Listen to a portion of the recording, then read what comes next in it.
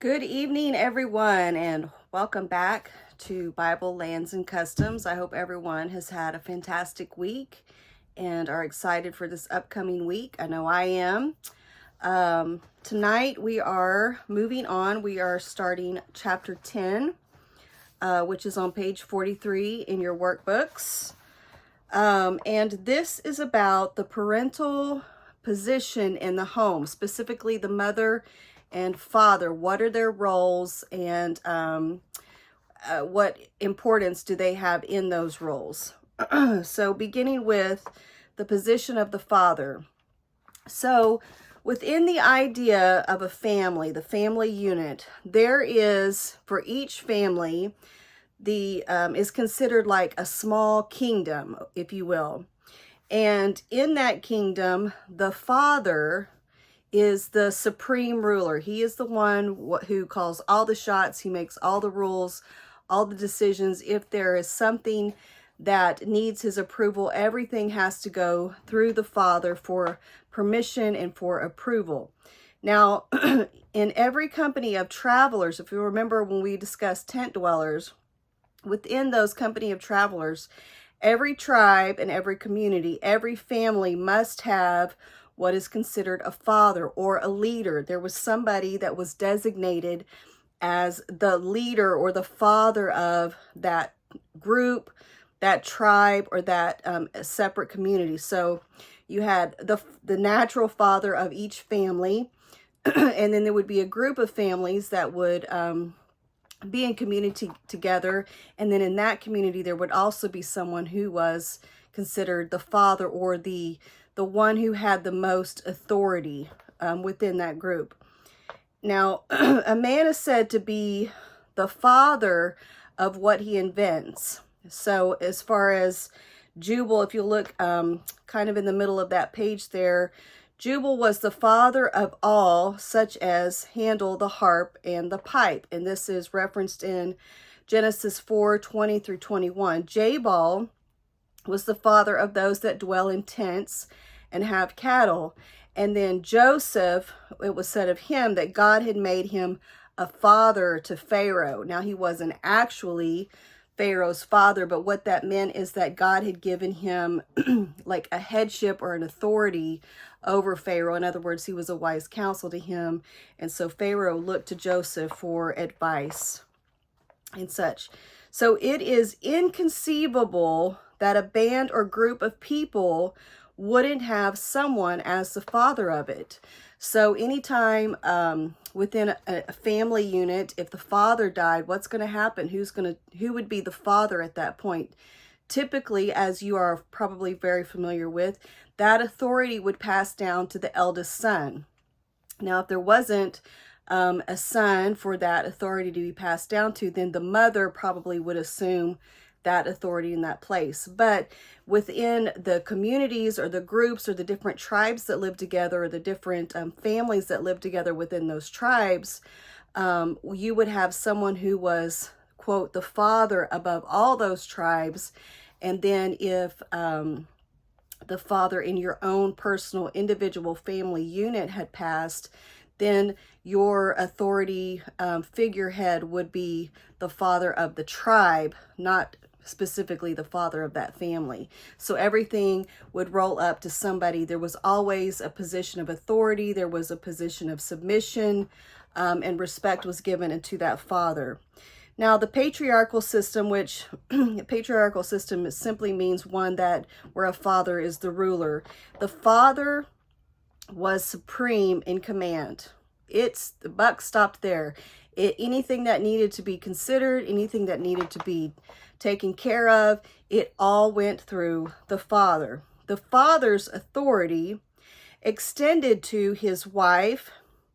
In other words, he was responsible or had authority over the wife, children, the grandkids, the servants, everyone that was in that household. Now, if he was a sheik, which was someone with a higher status or power, it would extend to that whole tribe, like we were discussing earlier. So if you were a sheik or someone that was over a tribe, it was not just your own personal family unit, but it would be all the family units within your tribe. Now, tent-dwelling Arabs didn't have government rule. So there wasn't like democracy. Nobody took votes.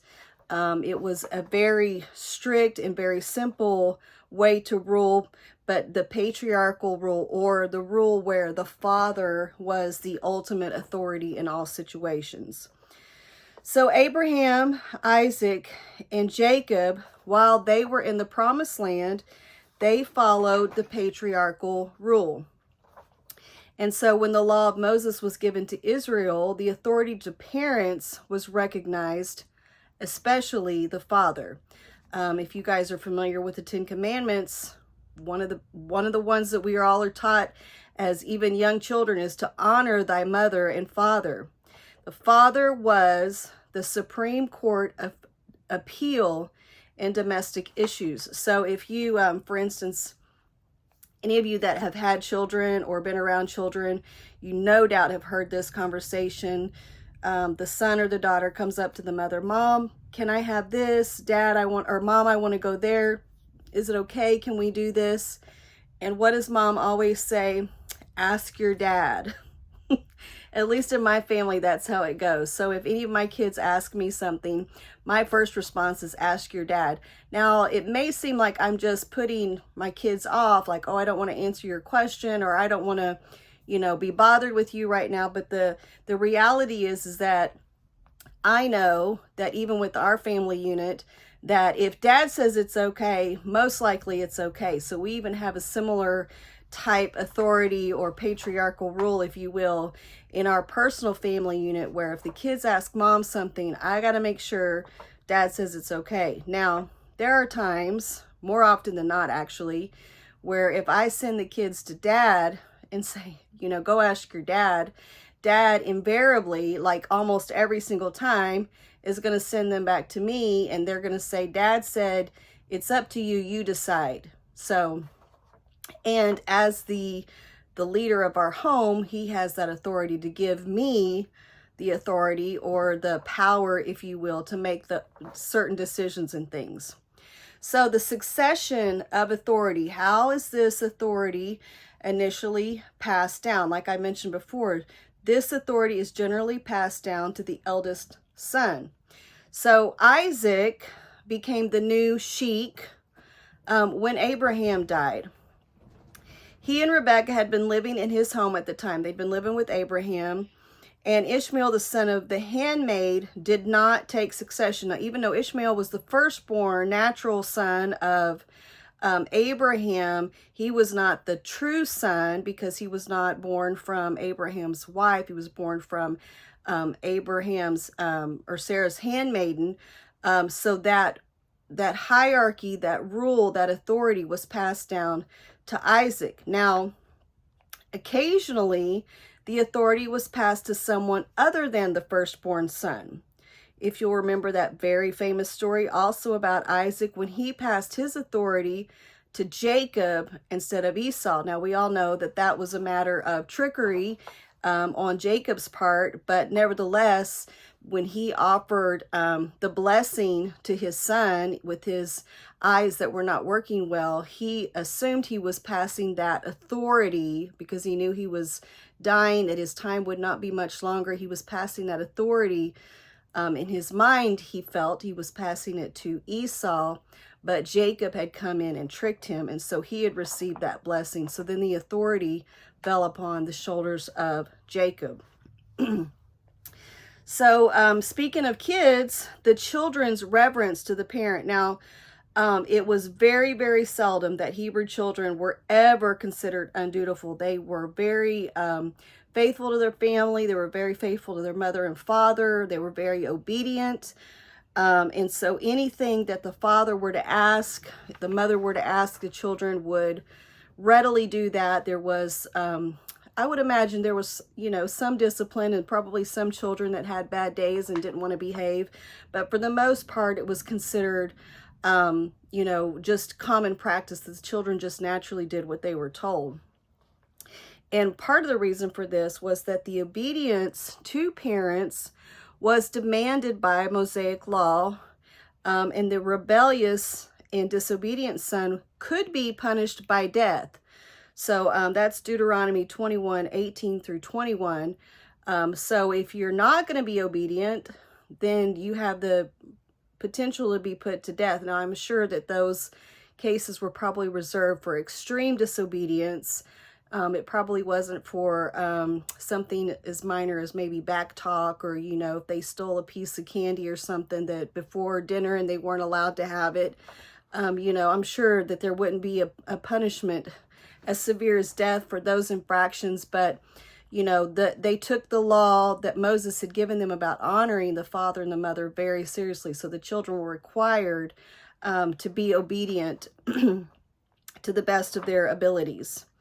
So Paul reiterates this obedience in Ephesians 6:1 and Colossians 3:20. And I'll let you guys look those up on your own time, especially if you have children and you need to reinforce the idea of mom and dad are the boss. I get to make the rules and you get to follow them.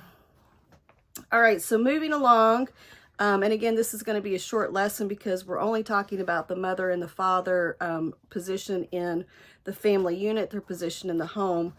But we will have a homework lesson later. So moving to the mother, what was her position in the home? Now, the wife held a subordinate position to that of her husband, at least in office, if not in nature, meaning like not only naturally would she fall under his authority, because he would be the head of the home, but also in office as far as in power or in decision-making processes. Now, Hebrew women, as I'm sure you are well aware of, did not have unrestrained freedom. They had a lot of rules that constrained them, that confined them. They had to practice certain dress behavior. They had to practice certain, physical behaviors as far as where they stood and how they, even when they ate. We've talked about this in previous lessons. The women usually ate after all the men had been served. And so there was a subservient, if you will, not so much attitude, but a place where they gave that respect and that to the first things to the husband and those men in the household. Now, the women are never regarded or treated as equals by men. So there, you know, here in the U.S. and the States, a lot of women challenge for women to have equal rights, equal pay, and all those kinds of things. And while there are some things that I do have, my personal opinion, I do agree with that, but ultimately there is safety in the husband or the man being the head of a household, for there being a father, for there being someone that, you know, even in my family unit, there's a safety and a security having my husband be the one that is in control. He's the one that has, you know, the authority. If something goes wrong, the father, the dad, my husband, he's going to be the one responsible to take care of it, to fix it, or to make things right. The women never ate with the men. The husbands and brothers were always served first, and the wife, the mother, and sisters would always take what was left. And typically they wouldn't even eat in the same location. They would eat in a separate place to themselves. The women did not walk arm in arm with their husband.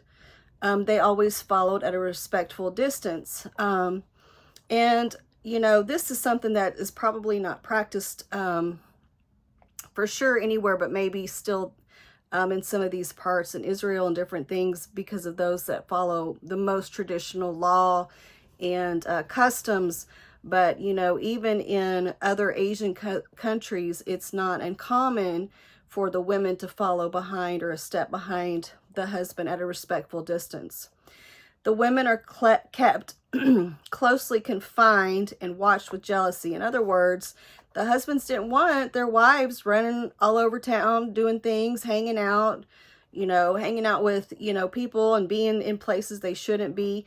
And they were always very jealous. Not that they had suspicion of the women, but they had suspicion of who those women may be around, other men or other ladies. They were very careful, and it wasn't so much a way to keep control, I don't believe, but it was an act of love.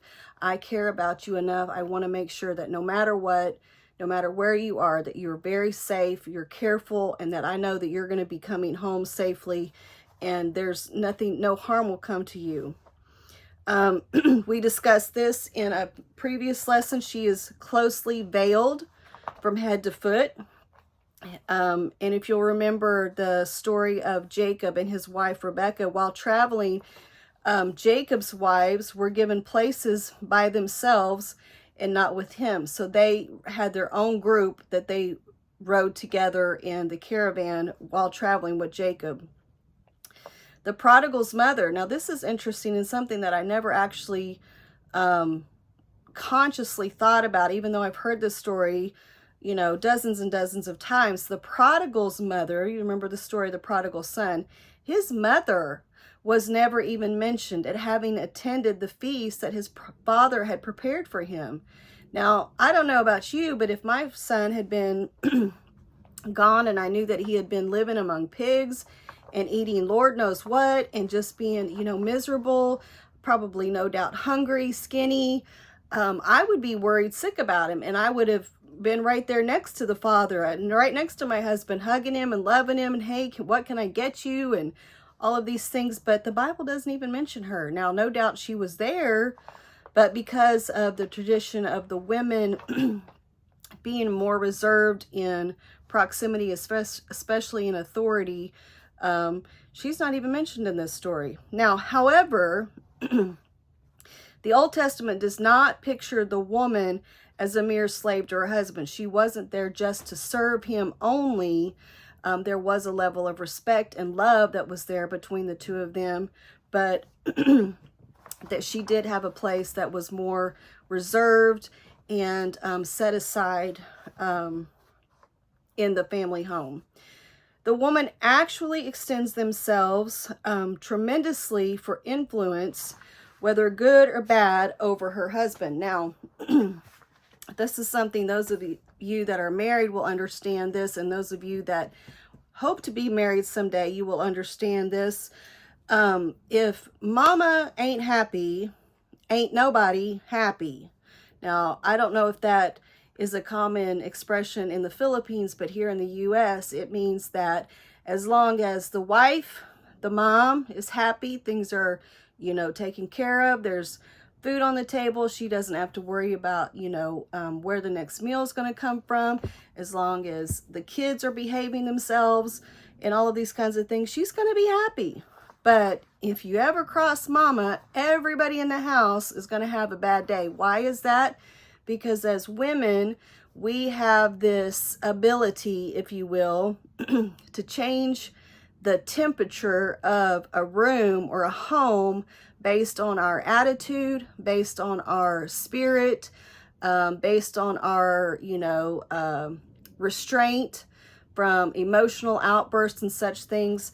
And so as women, ladies, I'm talking to you specifically right now, it's very important that you use this not as a tool to like manipulate your way into certain things or situations. You know, well, if my husband doesn't agree to X, Y, and Z, then I'm going to just be in a bad mood. I'm going to stomp around the house. I'm going to, you know, make sure food is either late or burnt, or, you know, I'm just going to let my kids run wild and all this kind of stuff.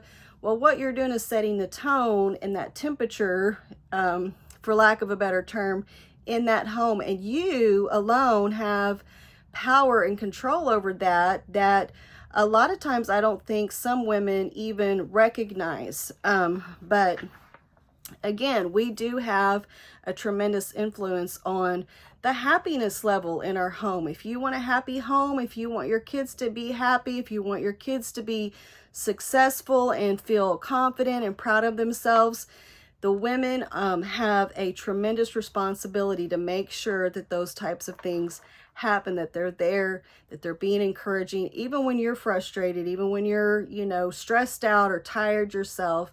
It's important that we maintain that level of influence in the home because it affects everybody.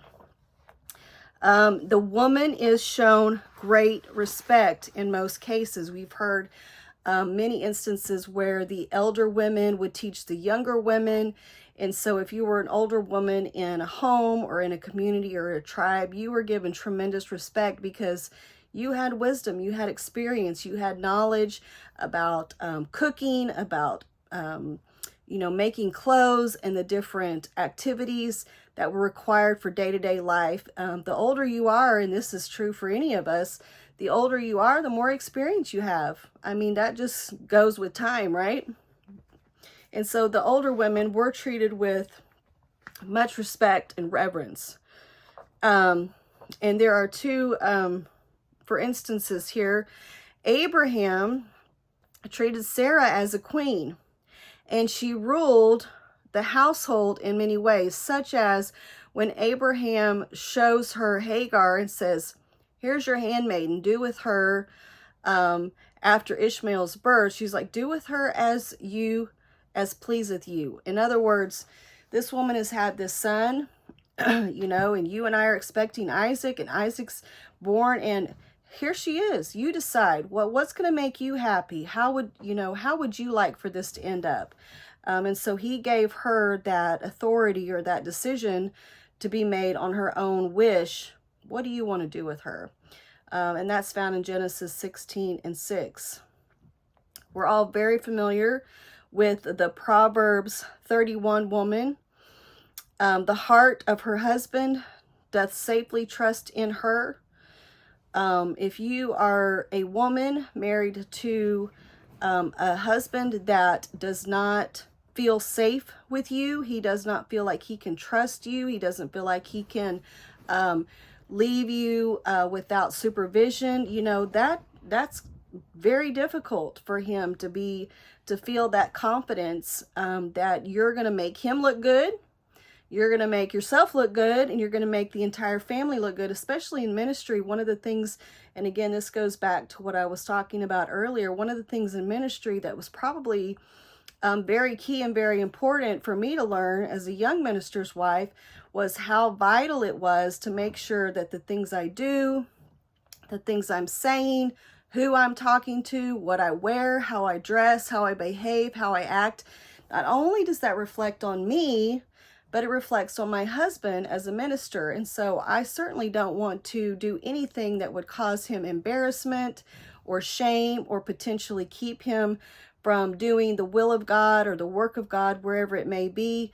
I don't want any of that to be because I wasn't able to keep control of myself, my emotions, or, my attitude or whatever it is, So the heart of her husband does safely trust in her. So if you are a woman of great integrity, great restraint, a prayerful woman, then your husband can safely trust in you. A Proverbs 31 woman, her children arise up and call her blessed, her husband also, and he praiseth her. Proverbs 31:28. If your children aren't loving on you, and your husband isn't proud of you, and your children aren't proud of you, maybe you need to step up the game a little bit. And I know I seems like I'm talking out of the women, but honestly, I'm talking to myself as a woman, because it's one thing for us to get sidetracked with things. Well, I'm doing this for the ministry, or I'm involved in this, at the church, or I need to take care of this, or, maybe you're working a job, or you're doing, even your online school here, and you get so consumed with the things that are important. There's definitely importance in those things. But it's important that you also remember your place within the authority, and recognize that your children still need to be loved on, nurtured, and taken care of, as well as your husband. His needs need to be met also. Now the children usually showed the same respect to the mother as they did the father, although again, the ultimate authority was the father's, not the mother's. Both the mother and father are looked at as being the representatives of God in the matter of authority.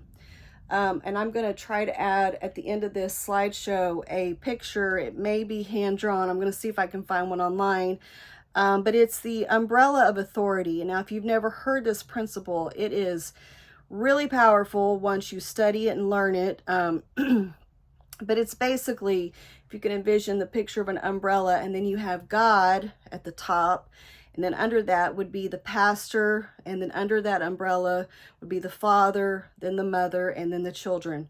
And so if you are falling under that umbrella of authority, as long as you stay within that structure of authority, then you are always going to be protected. You are going to be in a place of safety and security.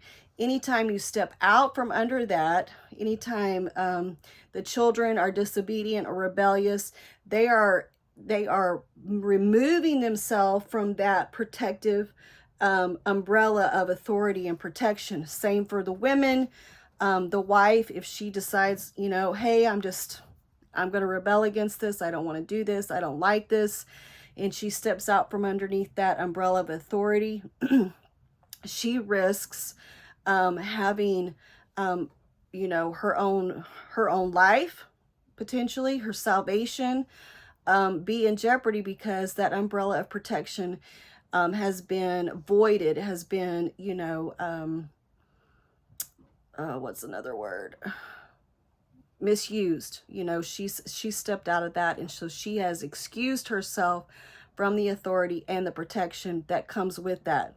And again, I'll try to throw up or add a picture at the end to show that, so you can get a visual for that. But if you will study, like even within the scriptures that we've talked about, the lesson here tonight, it will give you a great teaching point, a great for Sunday school or for a Wednesday night Bible study at your church. This is good information. It's good, it's helpful, and it takes the, you know, the pressure of who's the boss. Well, once you see that, you see who's the boss, and you understand the power and the protection that comes along with assuming that position of authority, and knowing where you fall so that you can be safe. The Hebrew children held their mothers in great respect, even as adults. Even when the children got older, they still valued their mother and their father's opinion, their ideas, their thoughts, their prayers. They still held those very dear to them. And the queen mother's influence on the kings of Judah and Israel can be seen in 1 Kings 2:19 and 2 Kings 11, 1 and 24 and 12. All right, so this is the end for chapter 10, and next week we'll talk about the children. Let me just look real quick. The children, kind of how things work with them, but this is a great setting for that. And so your homework assignment will be relatively short, probably 1 or 2 questions. And again, I will post that in our group thread once this video uploads. And that is it for tonight. Again, if you guys have any questions about any of this, if something that I discuss, I go too quickly, or maybe you don't understand the English words that I've used, please, please, please email me or message me on Facebook. I am more than happy to discuss it in more detail, to give my opinion, my perspective. I'm willing to dig in the word for it. If there's something that, you know, you want more information about, or, you know, maybe you have a thought or an idea that, oh, hey, this might preach, this might teach, I'm willing to help you dig that out also, if you need my help. And again, as always, I thank you so much for your time. I know this was a shorter class for us, so you guys get a little bit of a break tonight. Anyway, I appreciate you guys. You guys have a fantastic weekend. You guys take care, and God bless you all. I'll be praying for you guys. Bye-bye.